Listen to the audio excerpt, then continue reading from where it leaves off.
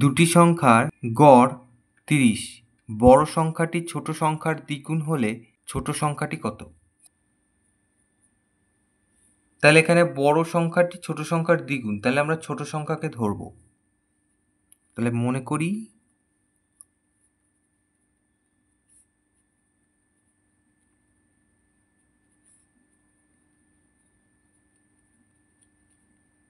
ছোট সংখ্যাটি x। তাহলে অতএব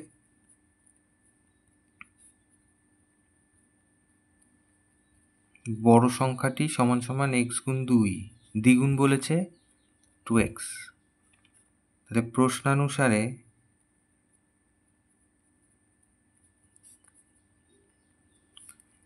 এই যে দুটো সংখ্যা, একটা x প্লাস 2x, তাকে যদি আমি 2 দিয়ে ভাগ করি তাহলে গড় পাওয়া যাবে, সেটাই বলেছে 30।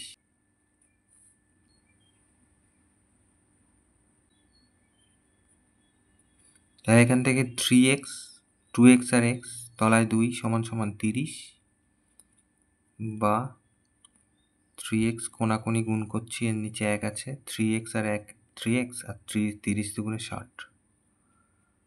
তাহলে বা x সমান সমান 60কে 3 দিয়ে ভাগ, 3 20 60।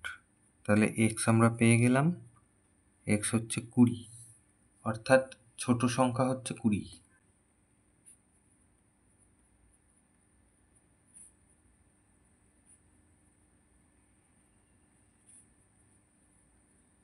এটা উত্তর।